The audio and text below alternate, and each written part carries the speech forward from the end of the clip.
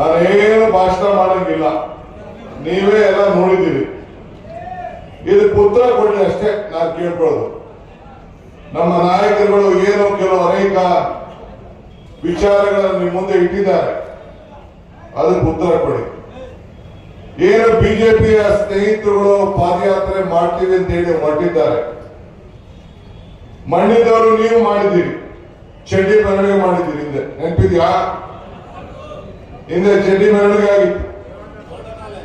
SM. ಕೃಷ್ಣರವರು ಪಾದಯಾತ್ರೆ ಮಾಡಿದ್ರು ಕಾವೇರಿಗೋಸ್ಕರ. ನಾವು ಪಾದಯಾತ್ರೆ ಮಾಡಿದ್ದು ಮೇಕೆದಾಟಿಗೋಸ್ಕರ. ಮೇಕೆದಾಟು ಯಾರಿಗೋಸ್ಕರ? ನಿಮ್ಗೋಸ್ಕರ ಮೇಕೆದಾಟು. ಇವತ್ತು ಭಾರತ್ ಜೋಡೋ ಯಾತ್ರೆ ಮಾಡಿದ್ರು ಅಂತ ಹೇಳಿ ನಮ್ಮ ಸ್ನೇಹಿತರೆಲ್ಲ ತಿಳಿಸಿದ್ರು. ಈಗ ಕಾವೇರಿ ನೀರಿಗೋಸ್ಕರ ಈಗ ಅವರಿಗೆ 177 TMC ನೀರು ಬಿಡಬೇಕು ಅಂತ ಹೇಳಿ ಸುಪ್ರೀಂ ಕೋರ್ಟ್ ಆದೇಶ ಕೊಟ್ಟಿದೆ. ಮೊನ್ನೆ ಕುಮಾರಸ್ವಾಮಿ ಮೀಟಿಂಗ್ ಕರೆದಿದ್ದು ಅವ್ರನ್ನ, ಬಿಜೆಪಿ ಅವ್ರನ್ನೆಲ್ಲ ಬರಪ್ಪ ಮೀಟಿಂಗ್ ಕರೆದಿಲ್ಲ. ನಾವು ಮಳೆ ಬರಲಿಲ್ಲ, ಏನ್ ಮಾಡಬೇಕು ಅಂತ ಕೇಳಕ್ಕೆ. ನಾನೇನೋ ದ್ರಾಕ್ಷಿ ಗೋಡಂಬಿ ತಿನ್ನಕ್ ಬರ್ಬೇಕಾ ಅಂತ ಕೇಳಿದ್ರು. ಇರ್ಲಿ ಪಾಪ, ಟೈಮ್ ಇರಲಿಲ್ಲ ಅವ್ರಿಗೆ. ಪಾಂಡವಪುರದಲ್ಲೇ ಎಲ್ಲೋ ಬಾಂಡ್ ಇತ್ತು, ಅದು ಇಂಪಾರ್ಟೆಂಟ್ ಇತ್ತು. ನಿಮ್ ಕಾವೇರಿ ನೀರು ಇಂಪಾರ್ಟೆಂಟ್ ಇರ್ಲಿಲ್ಲ. ಇಲ್ಲಿ ಅವ್ರು ಏನ್ ಬೇಕಾದ್ರೆ ಮಾಡ್ಕೊಳ್ಳಿ. ನಮ್ಮ ಕೇಂದ್ರ ಸರ್ಕಾರ ಸುಪ್ರೀಂ ಕೋರ್ಟ್ ಇಲ್ಲಿವರೆಗೂ 49 TMC ಬಿಡಬೇಕು ಅಂತ ಹೇಳಿ ಲೆಕ್ಕಾಚಾರ ಇಟ್ಟಿದೆ. ಈಗ ನಾವು 148 TMC ನೀರನ್ನ ತಮಿಳುನಾಡಕ್ಕೆ ಬಿಟ್ಟಿದ್ದೀವಿ. ಎಲ್ಲಿಗೆ? ಬಿಡುಗಳ್ಳಕ್ಕೆ ಬಿಟ್ಟಿದ್ದೀವಿ. ಎಕ್ಸ್ಟ್ರಾ 99 TMC ಬಿಟ್ಟಿದ್ದೀವಿ. ಈಗಾಗಲೇ 64 TMC ಸಮುದ್ರಕ್ಕೆ ಹೋಗಿದೆ. ಈಗ ಮೇಕೆದಾಟಿಗೆ ಪಾದಯಾತ್ರೆ ಮಾಡಕ್ಕೆ ಹೊರಟಿದ್ ಯಾಕಪ್ಪ ಅಂದ್ರೆ ಈ ಎಕ್ಸ್ಟ್ರಾ ನೀರು ಹೋಯ್ತಲ್ಲ, ಅದನ್ನ ತಡೆಗಟ್ಟಕ್ಕೋಸ್ಕರ 66 TMC ನಿಲ್ಲಿಸಿ ಈ ನಮ್ಮ ಕಾವೇರಿ ಜಲಾನಯ ಪ್ರದೇಶದ ಜನರಿಗೆ ನೀರು ಕೊಡಬೇಕು ಅಂತ ಹೇಳಿ ಈ ಪಾದಯಾತ್ರೆಯನ್ನ ನಾವು ಮಾಡ್ತೀವಿ. ಕುಮಾರಣ್ಣ ಹೇಳಿದ್ರು, ನಾನು 5 ನಿಮಿಷದಲ್ಲಿ ಈಗ ನೋಡೋದಲ್ಲ, 5 ನಿಮಿಷದಲ್ಲಿ ನಾನು ಪರ್ಮಿಷನ್ ಕೊಡ್ತೀನಿ ಮೋದಿ ಅವರು ಕೈ ಹಿಡಿದು ಬಿಟ್ಟು ಅಂತೇಳಿ. ಈಗ ಹೇಳ್ತಾ ಇದ್ದಾರೆ 5 ಜನ ಮಂತ್ರಿಗಳಿದ್ದೀವಿ, ನಾನೇನಾದ್ರು ಮಾತು ಕೊಟ್ಟಿದ್ರೆ ನಾನೇನ್ ಮೂರ್ಖನೇನ್ರಿ ಅಂತ ಈಗ ಯಾರು ಹೇಳಿದ್ರು? ಕುಮಾರಸ್ವಾಮಿ ಅವರು ಹೇಳಿದ್ರು. ಇದಕ್ಕೆ ಉತ್ತರ ಯಾರು ಕೊಡ್ಬೇಕು? ಬಿಜೆಪಿ ಅವರು ಕೊಡ್ಬೇಕು, ಕುಮಾರಸ್ವಾಮಿ ಕೊಡ್ಬೇಕು. ನಾನು ಕೇಳ್ತಾ ಇದ್ದೀನಿ, ಕುಮಾರಣ್ಣ, ಈ ಮಂಡ್ಯದ ಗಂಡು ಭೂಮಿಯಲ್ಲಿ ಗೆದ್ದಿದ್ಯಾ ನೀನು, ಬಹಳ ಸಂತೋಷ. ಜನ ತೀರ್ಕೊಟ್ಟಿದ್ದಾರೆ, ನಿನಗೆ ಅವಕಾಶ ಕೊಟ್ಟಿದ್ದಾರೆ. ನೀನು ಬಂದು ಇಲ್ಲಿ ಉತ್ತರ ಕೊಡಬೇಕು. ತಮ್ಮ ಅಮೃತದ ನುಡಿಮುತ್ತುಗಳು ಈ ಭೂಮಿ ಮೇಲೆ ಇವೆ. ಎಸ್.ಎಂ. ಕೃಷ್ಣ ಅವರು ಇಂಡಸ್ಟ್ರೀಸ್ ಮಿನಿಸ್ಟರ್ ಇದ್ದರು. ಆಗ ಅವರು ಮದ್ದೂರು ಅಂತ ಒಂದು ಸೋಮನಹಳ್ಳಿ, ಇಲ್ಲೆಲ್ಲ ಇನ್ನೊಂದು ಇಂಡಸ್ಟ್ರಿಯಲ್ ತೂಬಿನಕೆರೆ ಎಲ್ಲ ಒಂದಷ್ಟು ಕೈಗಾರಿಕಾ ಪ್ರದೇಶ ಮಾಡಿದ್ರು. ಒಂದಷ್ಟು ಜನ ಎಲ್ಲ ಮನೆ ನಿಂತ್ಕೊಂಡೆಲ್ಲ ಕೆಲಸಕ್ಕೆ ಹೋಗ್ತಾ ಇದ್ದಾರೆ. ನೀನು ಈಗ ಕೈಗಾರಿಕಾ ಮಂತ್ರಿ ಆಗಿದ್ದೆ, ಬಹಳ ಸಂತೋಷ. ಮೋದಿ ಅವರು ನಿನ್ನ ವಿಶ್ವಾಸ ಇಟ್ಟು ಮಾಡಿದ್ದಾರೆ, ಈ ಜನ ಓಡ್ಕೊಂಡಿದ್ದಾರೆ.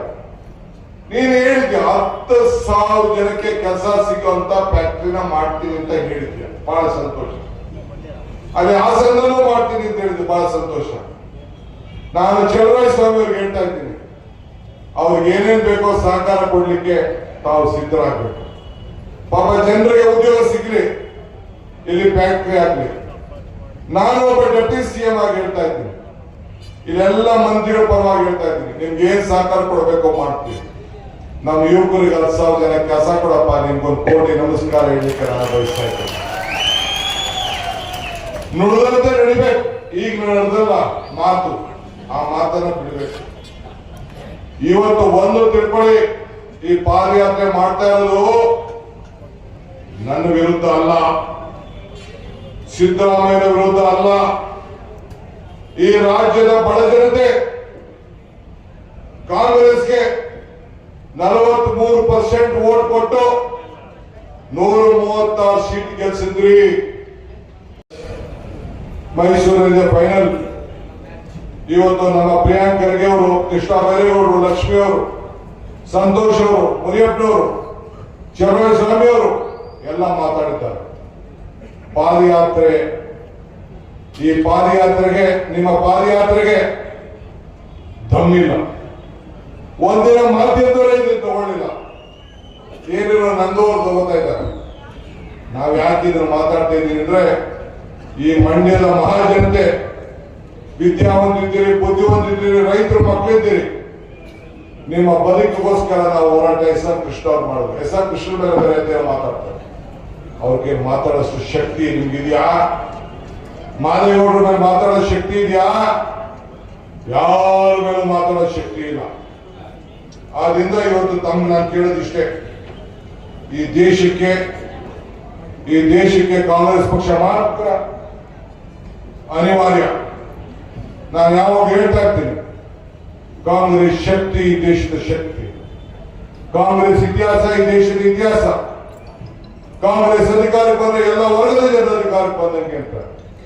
ಹಂಗೆ ಇವತ್ತು ನಾವೆಲ್ಲ ಅಧಿಕಾರಕ್ಕೆ ಬಂದಿರೋದು ಈ ಬಡರ ಜನರ ಬದುಕಿಗೋಸ್ಕರ, ಈ ರೈತರ ಮಕ್ಕಳ ಉಳಿಸಲಿಗೋಸ್ಕರ, ಈ ಕಾವೇರಿ ತಾಯಿಯ ನಾಡನ್ನ ರಕ್ಷಣೆ ಮಾಡಲಿಕ್ಕೋಸ್ಕರ. ಅದನ್ನು ಬಿಟ್ಟು ಈ ಲೋಟಿಕೋರರು ಏನಿವತ್ತು 40% ಕಮಿಷನ್ ಮಾಡಿದ್ರಿ, ಭ್ರಷ್ಟಾಚಾರದ ಕೋಪ ಮಾಡಿದ್ರಿ. ಇದ್ರ ವಿರುದ್ಧವಾಗಿ ಜನ ಇವತ್ತು ನಮಗೆ 136 ಸೀಟನ್ನು ಕೊಟ್ಟಿದ್ದಾರೆ. ಮತ್ತೆ 150 ಸೀಟನ್ನು ಗೆದ್ದು ಮತ್ತೆ ಈ ರಾಜ್ಯದಲ್ಲಿ ಅಧಿಕಾರವನ್ನು ನಾವು ನಡೆಸ್ತೇವೆ.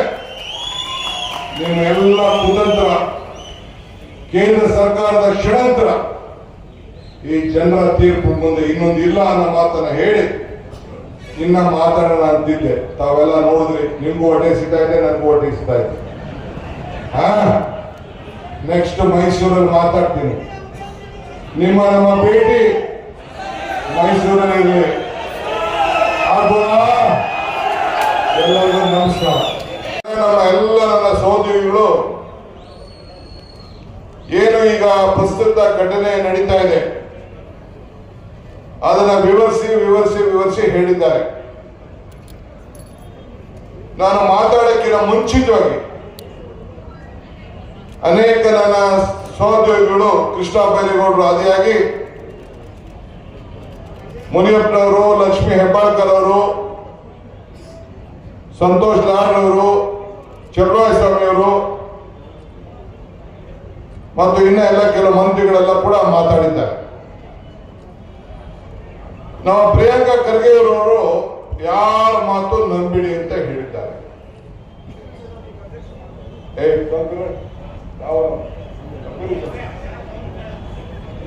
ಯಾರ ಮಾತು ನಂಬೇಡಿ ಅಂತ ಹೇಳಿದ್ದಾರೆ. ನನಗೂ ಪ್ರಿಯಾಂಕಾ ಖರ್ಗೆ ಅವ್ರ ಬಗ್ಗೆ ನಂಬಿಕೆ ಇದೆ, ಅವ್ರ ಮಾತು ಬಗ್ಗೆ. ಅವರು ದೇಶದ ಕಾಂಗ್ರೆಸ್ ಪಕ್ಷದ ಅಧ್ಯಕ್ಷರು ಸುಪ್ಪತ್ತು. ನನಗೂ ಯಾರ ಬಗ್ಗೆ ನಂಬಬಾರದು ಅಂತೇಳಿ ನನಗೆ ಚನ್ನಸ್ವಾಮಿ ಬಗ್ಗೆನೂ ನಂಬಿಕೆ ಇಲ್ಲ, ಕೃಷ್ಣ ಬೈರೇಗೌಡರ ಬಗ್ಗೆ ನಂಬಿಕೆ ಇಲ್ಲ, ಲಕ್ಷ್ಮೀ ಹೆಬ್ಬಾಳ್ಕರ್ ಬಗ್ಗೆನೂ ನಂಬಿಕೆ ಇಲ್ಲ. ಇನ್ಯಾರು ಮಾತಾಡಿದ್ರು? ಮುನಿಯಪ್ಪನವ್ರ ಬಗ್ಗೆನೂ ನಂಬಿಕೆ ಇಲ್ಲ, ಸಂತೋಷ್ ಬಗ್ಗೆ ನಂಬಿಕೆ ಇಲ್ಲ. ಆದ್ರೆ ನನ್ನ ನಂಬಿಕೆ ಕುಮಾರಸ್ವಾಮಿ ಅವ್ರ ಬಗ್ಗೆ ನನ್ನ ನಂಬಿಕೆ ಇದೆ. ಬೂಕಿನಕೆರೆ ಯಡಿಯೂರಪ್ಪನವ್ರ ಬಗ್ಗೆ ನನಗೆ ನಂಬಿಕೆ ಇದೆ, ಅವ್ರ ಬಗ್ಗೆ ನನ್ನ ನಂಬಿಕೆ ಇದೆ. ಜಿಡಿ ದೇವೇಗೌಡರ ಬಗ್ಗೆ ನನ್ನ ನಂಬಿಕೆ ಇದೆ, ಯೋಗೇಶ್ವರ ಬಗ್ಗೆ ನಂಬಿಕೆ ಇದೆ, ಎತ್ತಾಳ ಬಗ್ಗೆ ನನ್ನ ನಂಬಿಕೆ ಇದೆ. ಅವ್ರು ಏನ್ ಹೇಳ್ತಾರೆ ನೋಡೋಣ, ದಯವಿಟ್ಟು ಸ್ವಲ್ಪ ತೋರಿಸ್ತೀರಾ? ಅವ್ರ ಪಕ್ಷದಲ್ಲಿ ಬಿಜೆಪಿಯಿಂದ ಅವರು ತೀರ್ಮಾನ ಮಾಡ್ತಾ ಇದ್ದಾರೆ.